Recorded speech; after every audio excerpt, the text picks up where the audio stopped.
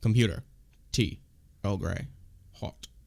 Hello everyone and welcome to Off the Record with Judah and Kirk. Today we're going to be digging into TNG, Star Trek The Next Generation, Season 2 in its entirety. And for once in my life, I finished a full season of Star Trek before we recorded this episode, or an episode on it. Yeah, I mean, to be fair, we did also have to push it back like 3 times. Yeah. But technically, he has seen the whole thing before recording. So. Yeah, even if it was in the background while I was doing other things. Yeah.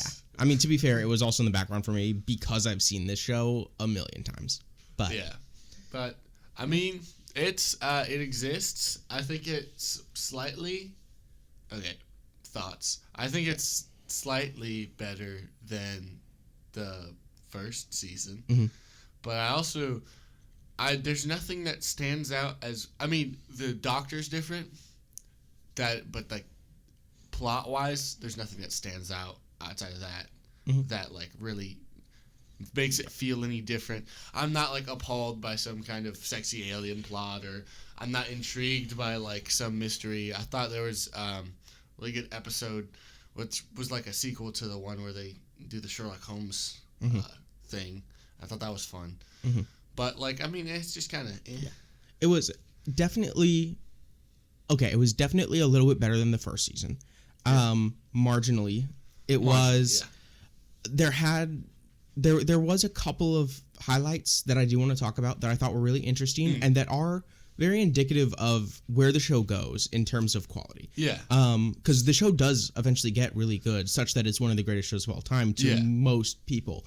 Like, if you put it on charts, like, most people have it quite high up there. Yeah. And it's because of later seasons, and you do see some sneak peeks of that here in this second season.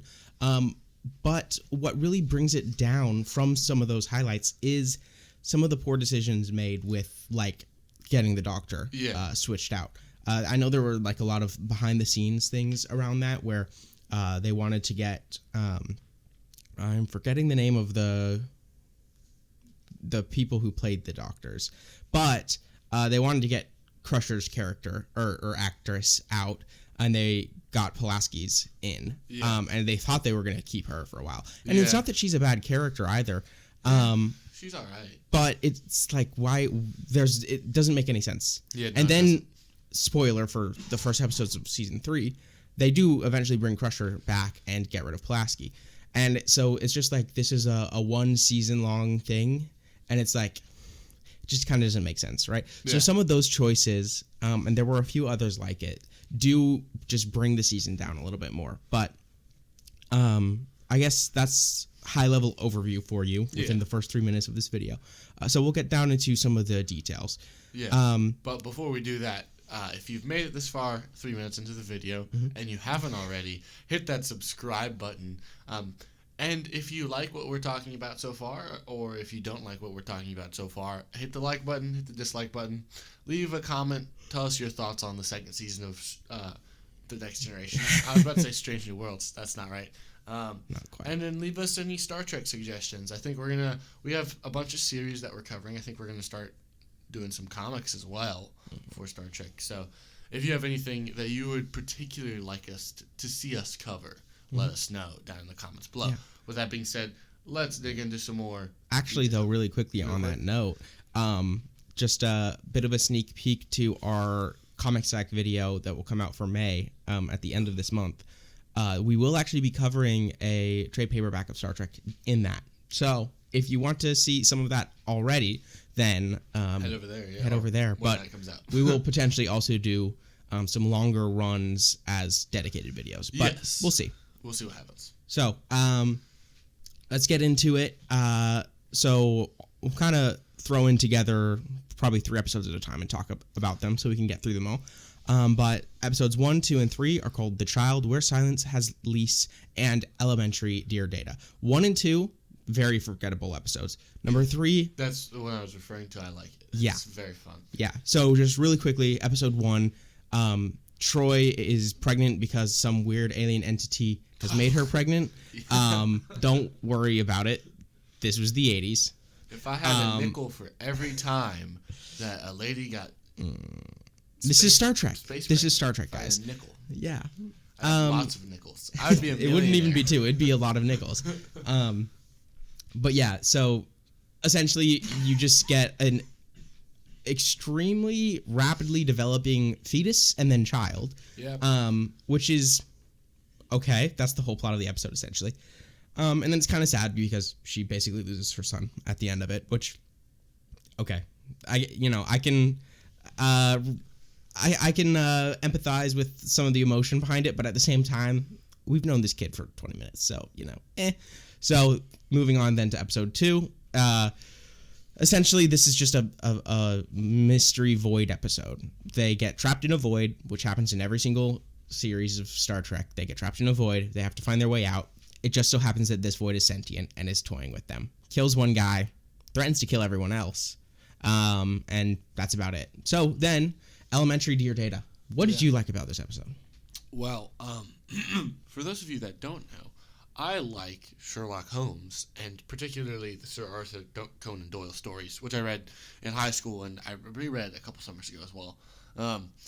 But, I mean, I like that fact about it. I also just like this style of episode in Star Trek, seeing as I've seen like 4 of these now, I think. I think this is my 4th There one. was one in Strange New Worlds. There's one Strange New Worlds. There I think they do was something like another this previous one in the first season, and they've definitely done something in Lower Decks. That's exactly like this, yeah. So I really enjoy this style of episode, and I also just like whenever Data gets quirky. I guess that's the right word. I like when that happens. It's just fun. Yeah. And it's intriguing, and I just had a bang up time.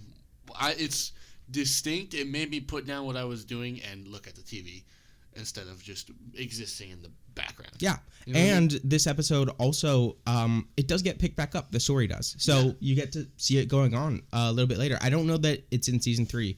It might be a couple of seasons down the line, but actually the villain of the episode does come back. Really? So, I'm also looking forward to finally getting to that in our coverage of this. Yeah. But anyway, it is digging a good into episode. episodes 4, 5, and 6 is our next little 3-episode segment, I guess. I thought that you would like episode 4 Okay, more that's than interesting. the average.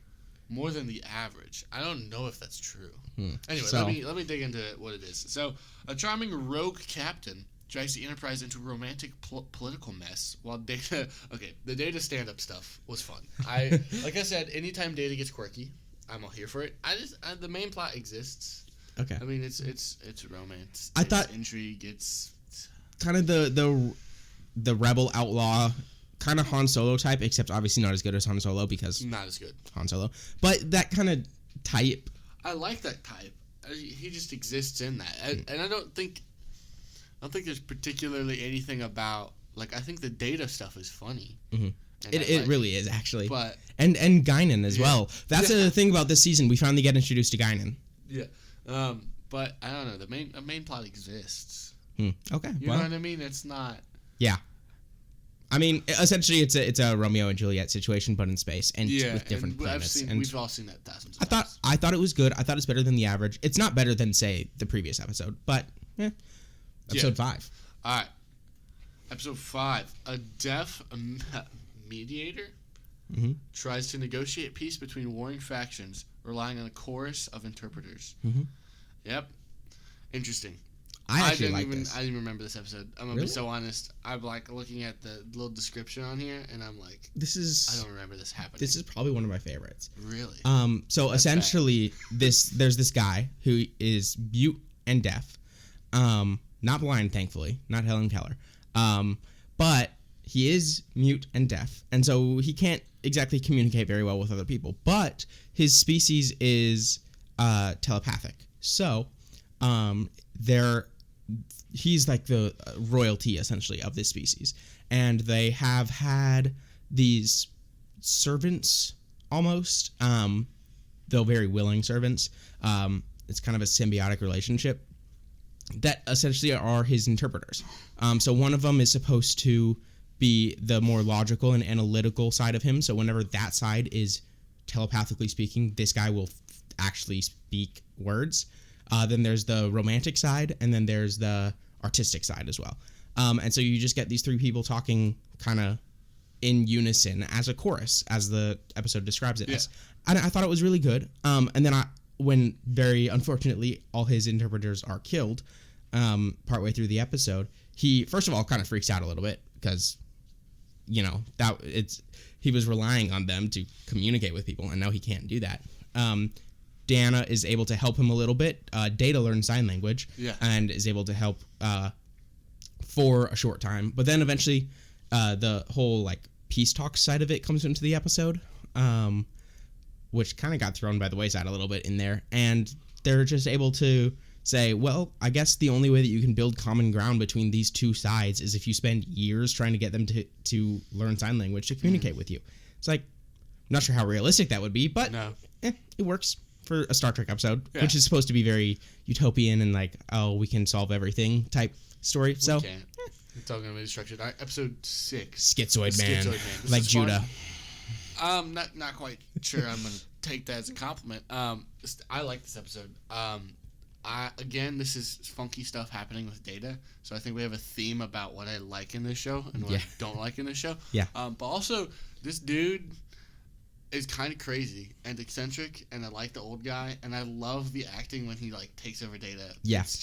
It's really well done. Yeah. Brent Spiner and playing different people is insane. Yeah. Because throughout this whole show and everything Star Trek that he's ever been in, he's just playing a billion different people. And somehow he's able to like actually get you to believe that he's different people.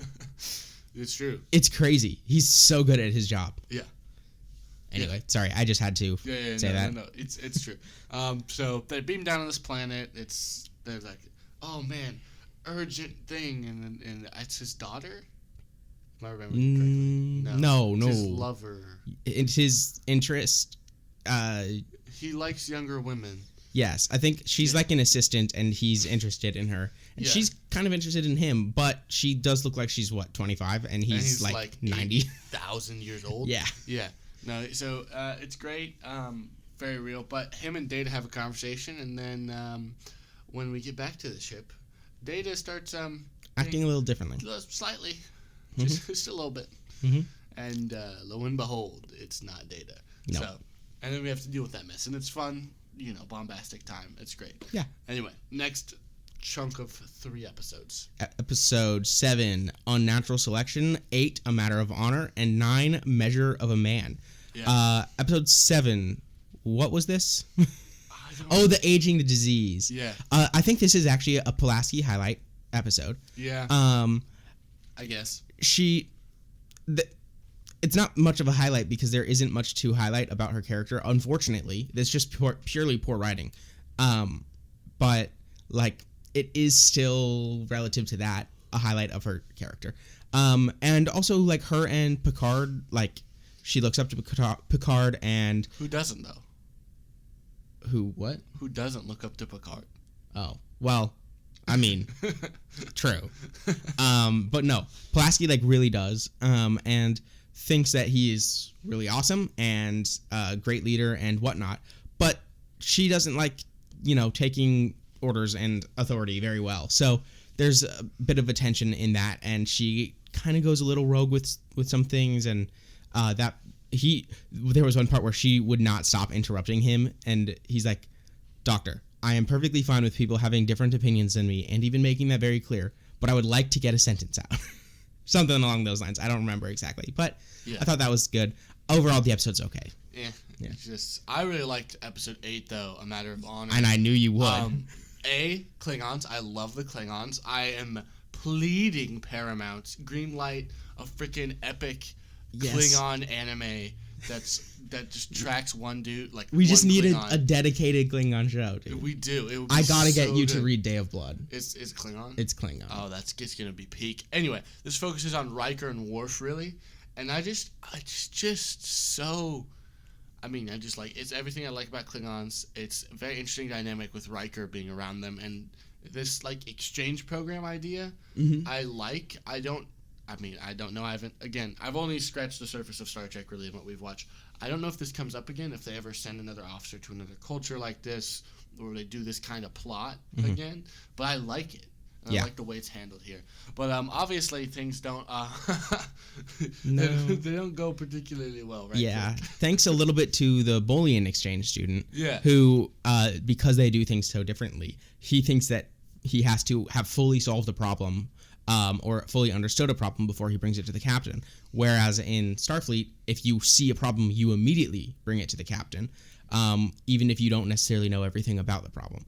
And that comes up because this Boolean noticed that there was some sort of damage. It kind of looked like a radiation burn almost on the whole of the ship, the Klingon ship. And so he investigates. He has a massive sensor sweep of just that section of the ship and starts doing his research. The ships part their ways. Eventually, it starts to damage the Klingon ship, and so the Klingons, look back in their sensor history. They find where the damage is, first of all, and then they see the Enterprise scanned right there a bunch. So they think, obviously, sabotage, and they were trying to attack the ship.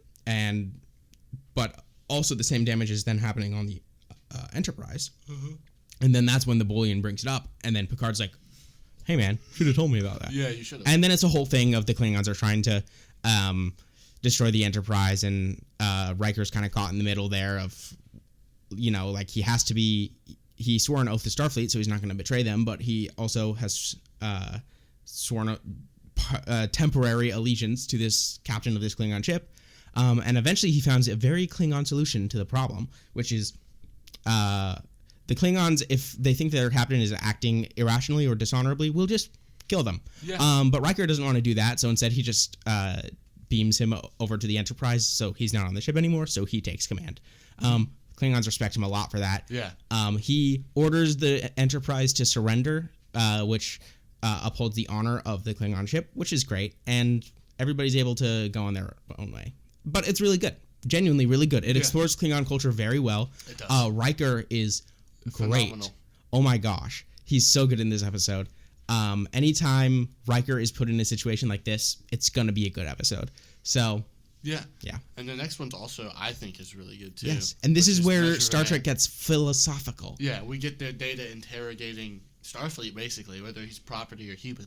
Yeah. And it's a trial episode, essentially. Yeah. The trial episodes are hit or miss, in my opinion. Yeah. This one hit really hard.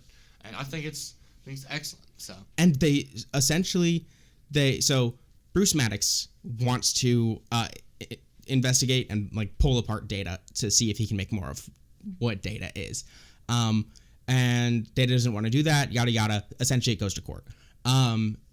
Riker is ordered to be the prosecution, and Picard is ordered to be the defense attorneys for this case. Riker obviously doesn't like that very much, but if he doesn't do it, then they're just going to follow through with the original orders, and so he has to do it. Yeah. And he has to give it his all. And so he does, and it's really good.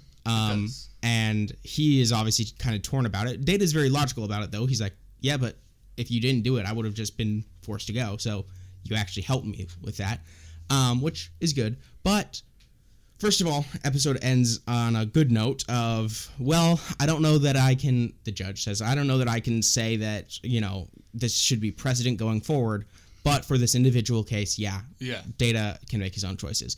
And Bruce Maddox actually does come back. And at the end of the episode, the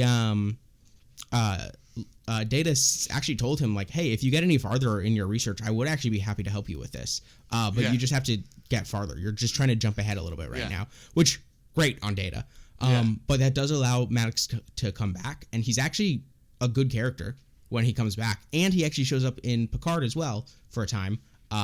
We don't need to talk about what happens there. I don't want to spoil that for Judah. But he does come back, and he's an interesting character. So there's that. Anyway, this next set of 3 episodes, I literally have nothing to say about. They exist. So we have the Dolphin, Contagion, and the Royale. I'm trying to think. I'm reading the titles, I'm reading the description. I don't.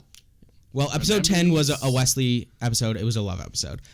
Essentially, they're just transporting this princess, essentially, from one planet to another. And Wesley falls in love, because why would obviously. But then they realize that they're actually these weird alien things that are just taking this kind of corporeal and humanoid form. in Mass Effect. I wouldn't know, but yeah. Yeah.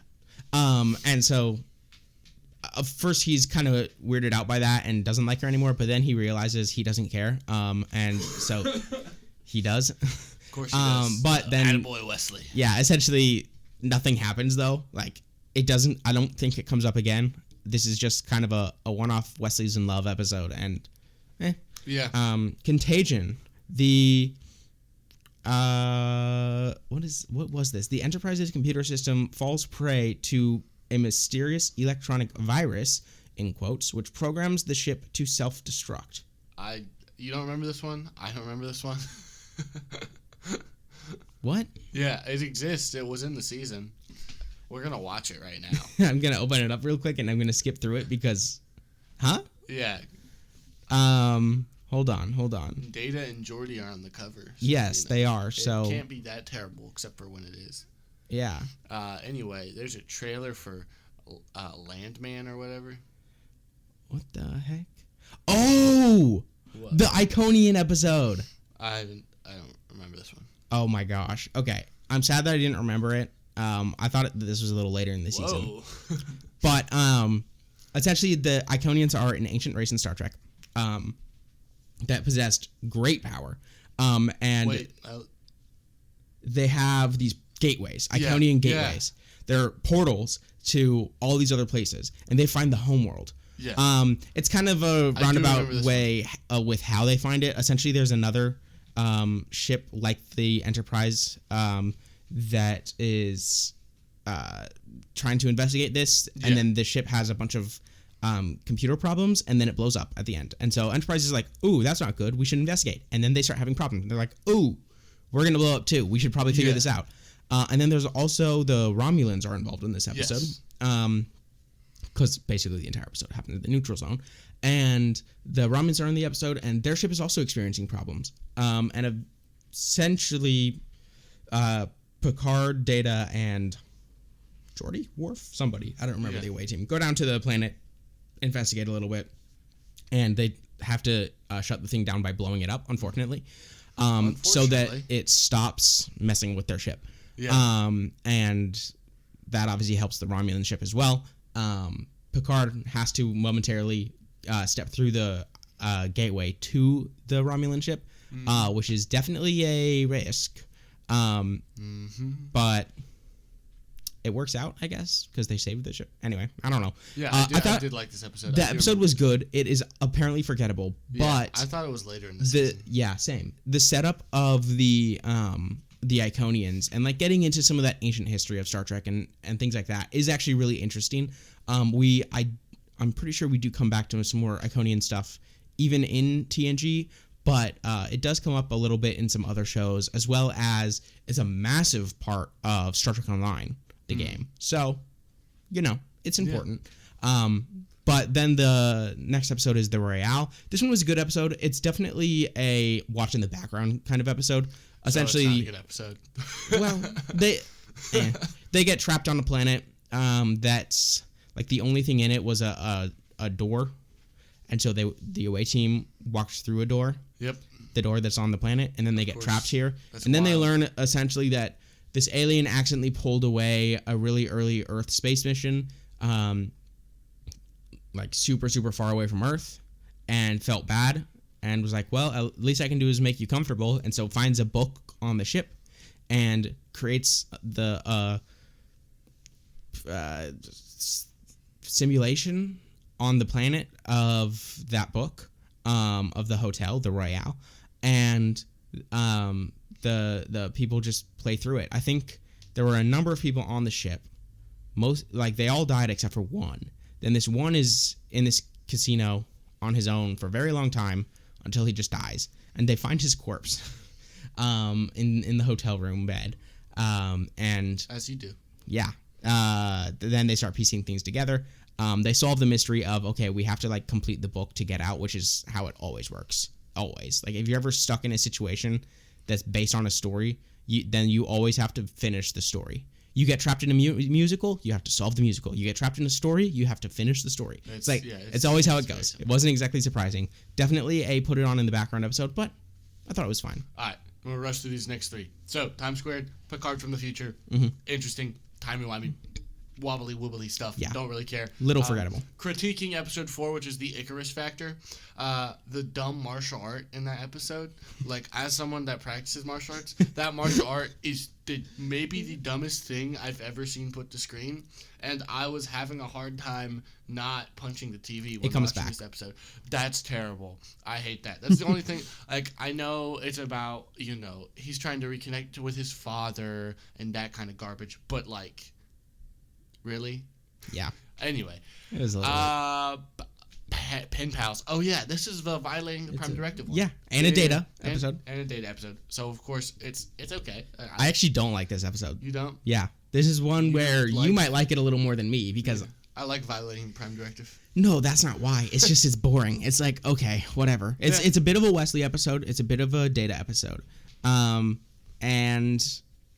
it's just kind of I'm fine with the violation of the Prime Directive. I mean, Kirk is literally known for that. That's the king of Prime Directive exactly. violation, and that's who you're named after. Yeah, there's a whole episode that comes up about in TNG about Picard's Prime Directive violations as well. Like, that's not the problem. The problem is I just don't like this episode. Okay, that's fair. But that's probably an unpopular opinion. Yeah. But, okay, moving on real quick.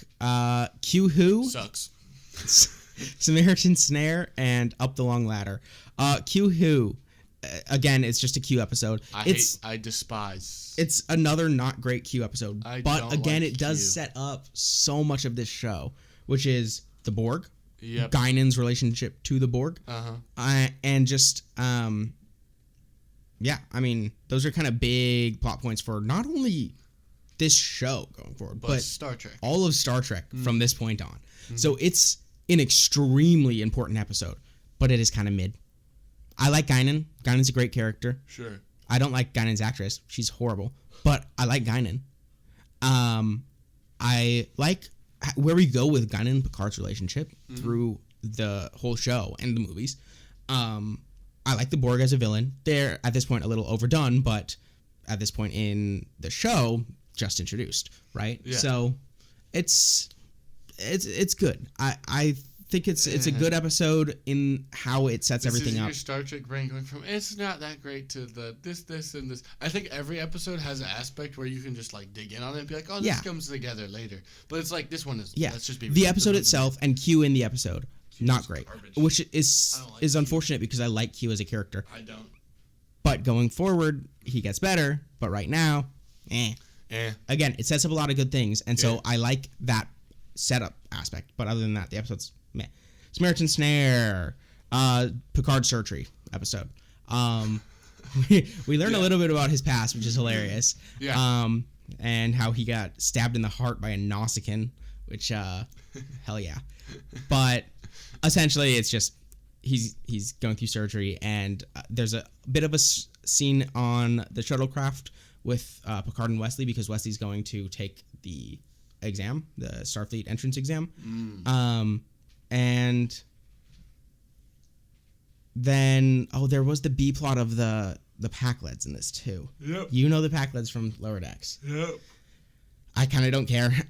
I don't either. They're stupid. They're just stupid aliens. That's them. They are stupid aliens. That is their whole thing.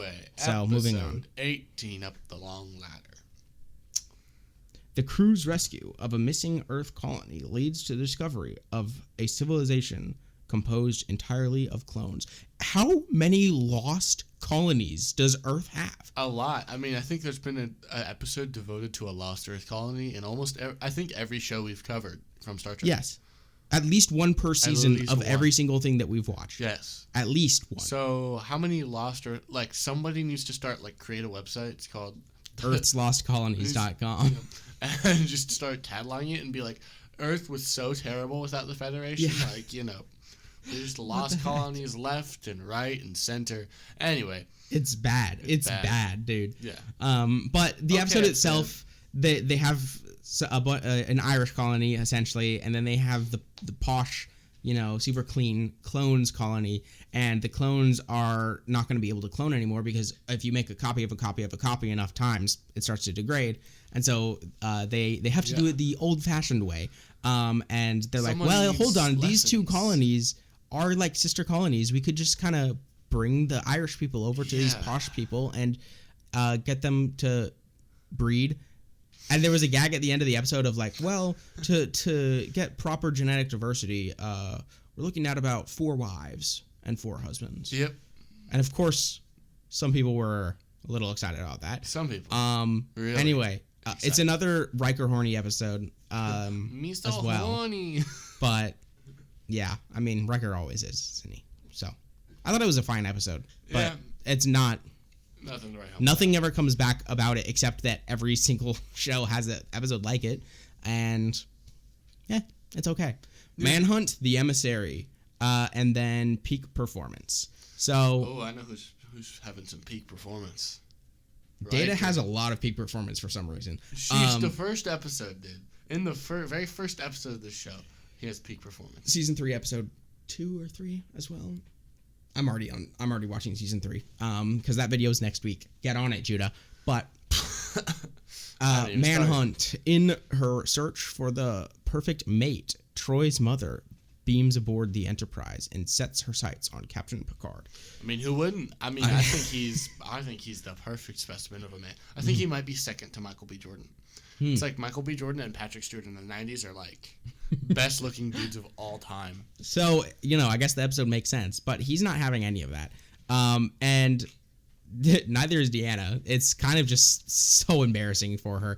And then she also gets some hots for Riker there for a minute. Which probably her assistant Mon or whatever his name is still an alcoholic. I would be if I was that lady's assistant. I'm just gonna be so frank. Oh yeah. I just nonstop chugging entire bottles of hard liquor like he did in this episode. I thought it was a fine episode as well. I used to actually hate all the episodes with the elder Troi, but now going back, it's not as bad as I remember them. Good. They're not good. They're definitely not good. But they're not as bad as I remember. Yeah. I used to hate them. That's fair. Then we find Worf's wife? Lover? Definitely lover, because they... Oh, wait, you don't know that yet. Definitely... Former lover. Definitely lover. She's half human, half Klingon, which I guess is probably where they got the idea for B'Elanna Torres and Voyager. But that's what she is. Play on, play up. I don't remember...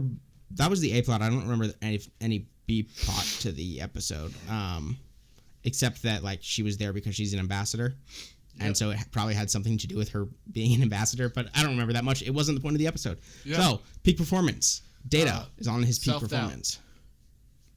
He just has doubt. Well, he early. Yeah, and then he crushes it. But it's also this guy is on the ship from their species is very intelligent, I guess, and so they're hired by Starfleet to like test their crews. Isn't he a Ferengi? Or no, is that different? Totally different. This guy's totally different. I think there's Ferengi in this episode. There are Ferengi in this episode. But essentially, they're gonna do a training exercise. They bring back an old ship, and then they have it. They have like 48 hours to have an away crew fix it up of Riker's choosing. And they fix it up, they make it battle ready, and they're just gonna see essentially how long they can last against the Enterprise, and it'll just be a test of how the crew is able to handle those types of situations. Both the crew that goes away to this ship kind of working under pressure, and then the remaining crew of, first of all, you're on a lighter staff, so you have to pick up more load per person, but then also like it's just it's a combat scenario, so what are you going to do about it?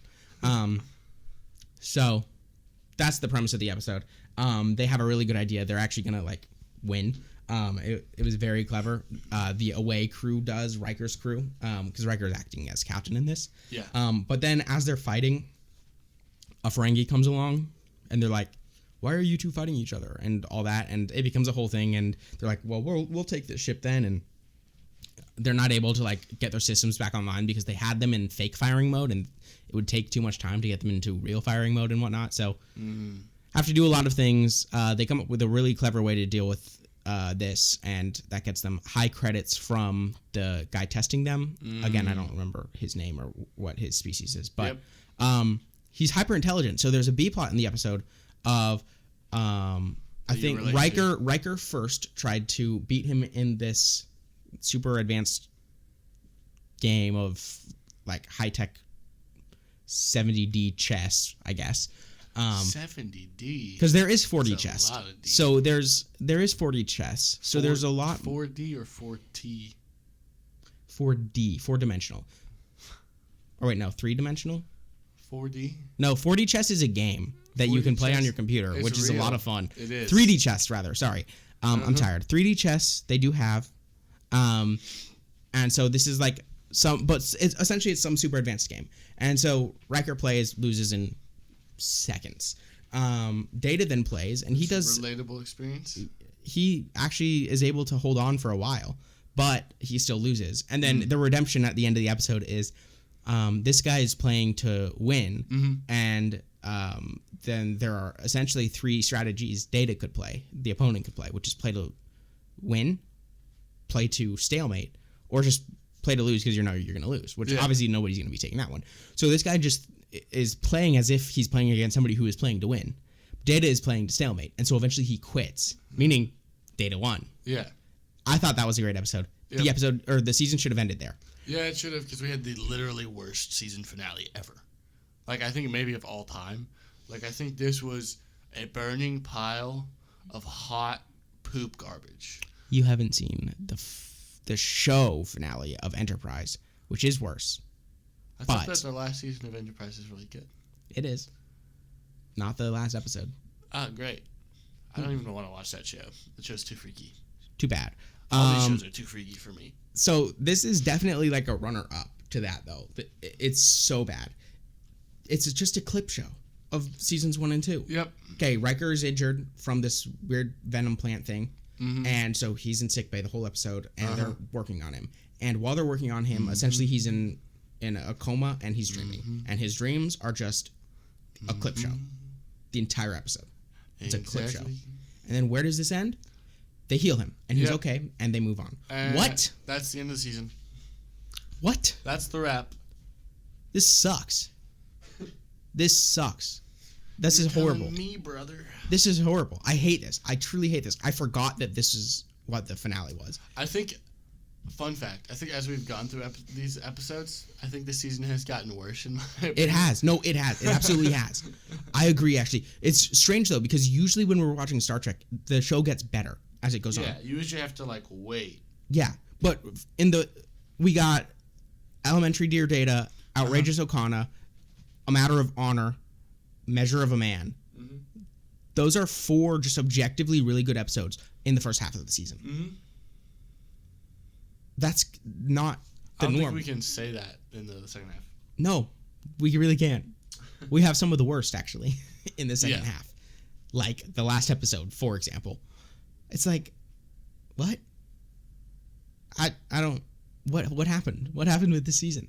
I already know season 3 is better, because I'm watching season 3 already in preparation. I've gotten about 3 episodes in, I believe, and so far it actually seems more interesting. Again, I've seen the show a million times, so I also know overall it gets better and more interesting and whatnot, but also just more recent watching, like I do think that season 3 finally like gets back into stride with it. Yeah. But something happened with season 2, man, that not good. Yeah. So, anyway, overall rating of this season. 6. I'll probably say 7. It's not that good. Yeah. It's not that good, though. It's really not. There are some highlights. It, again, just like in season 1, it does set up a lot of things that are good going forward, but other than that, it just exists. Not that I mean, good. if this is anyone's favorite Star Trek season, A, you're high, and B, leave us a comment. And tell us where we're wrong. Tell us why we're wrong. Tell us why we're wrong. Tell us that this is actually the peakest. What are we missing? Let us know. Yeah, let us know down in the comments below. That being said, let's get a little preview of what we've got coming before we talk about the next season of this show. I think we got like 4 episodes in between. So we're going to dive into some Marvel with Daredevil, Born Again, and Punisher. Yep. Which should be an interesting episode. Mm-hmm. Then we're going to have our comic stack, which we briefly mentioned. We're curating that at the moment. It's going to be the best of the best. I think you already have 3 items, and I'm I'm whittling down what we're going to be reading because I don't want to spoil things you're not caught up on, and I also... I appreciate that. You know. But I am also slowly catching up, so eventually that won't be a consideration. Yeah, that's exactly right. And then we have Crisis on Infinite Earths. Mm-hmm. That's a big one. It's going to be a massive video. Yes, please show us as much support as you can on that because it's taking a lot to even just read it all. Yes. And it's going to be a longer video for us talking about it. It's going to be ridiculously long. And I have some strategies to approach that, but then we're going to be diving into the next season of TNG. Yeah. So that's the next, couple of things. Next 2 weeks worth of stuff, I think. Yeah, pretty much. Well, we didn't really like this season. Mark, I didn't really like this season. You thought it was okay. Yeah. I thought it was worse than most other Star Trek, but... It is. Not necessarily bad. Star Trek is not that good anyway, so, we're... The bar... Differences of opinions. The bar is low, and we're going lower. I'm slowly converting him to thinking Star Trek is better, mostly because some of these shows are actually getting better. Mostly because I've read some comics. And then because I had him read Star Trek Red Shirts. Let's not say too much, but it's peak. It's really good. Peak. We will be talking about that in Comic Stack. But all right. With that being said, good morning. Hold on. Wait. Drink shout out. Oh, there's only one drink we can be shouting out right now. At this hour of the morning. No. With this show. Tea. Earl Grey. Hot. Which I have downstairs. And I'm going to go make some right now. Yes. So if you are drinking tea, Earl Grey, and hot, not cold, or I guess cold and also in its London fog form, which, oh my gosh, that's so good. But any kind of Earl Grey tea, good for you. Massive shout out to you. It's such a good tea. You're making good life choices. I respect you. Good morning. Good evening. And good night. God bless.